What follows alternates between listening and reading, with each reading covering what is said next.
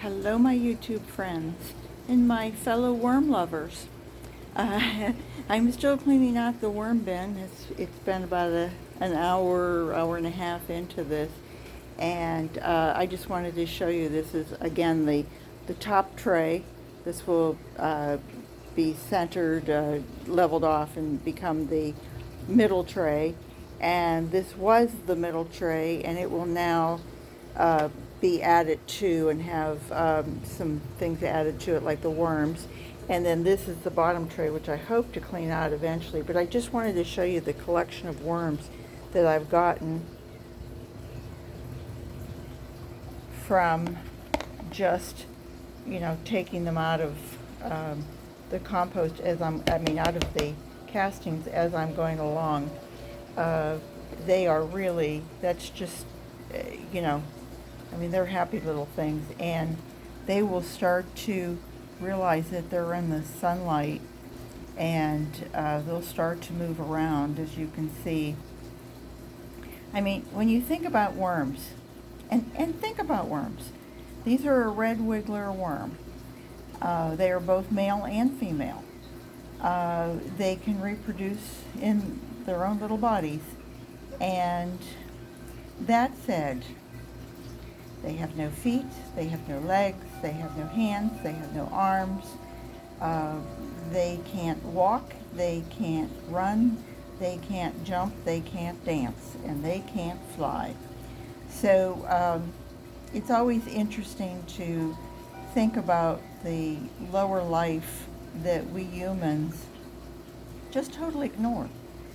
And yet these little characters, I'm moving here, I'm sorry, these little characters, these little creatures of God, can really, they can move tons in their own right.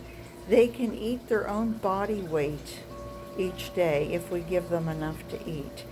And so I think they're fascinating to watch, and they're fascinating to have as part of my permaculture ecosystem, and part of my gardening, and part of really our everyday life, because every day they get strawberry tops, and they get banana skins and banana peels, and they get carrot tops, and if I peel the carrot, then they get that, of course. They get coffee grounds, they get the coffee filter. Some people are really stringent about what they give their worms, and they have to make sure that coffee filter hasn't been bleached, and I guess I'm a bad worm mom, because I do chop everything fine for them, but they do get those coffee filters, whether they're brown or whether they're white, they get the coffee filters. I am finding out, though, that the tea bags have a little bit of plastic in them, and they aren't eating those, as well as we have a Splenda type sweetener, and those little bags are not broken down. I'm finding them here, each time I clean out the worms. So anyway, this was just another shorty. I hope you watched the other one that was before this. It kind of showed a little bit more in depth and where I started. And I hope that you'll give worms a try. And this again was a can of worms, and it was tumbleweed.com was the company in Australia that I bought it from back in July of 2009.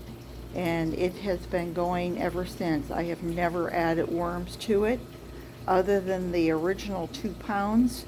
And I use ground eggshell.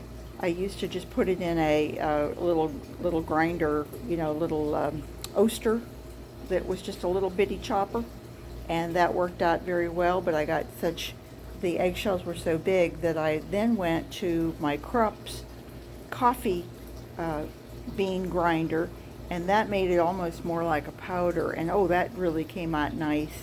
And when I take the castings, when I put them around my plants, the real fine eggshell really blends in very, very nicely into that.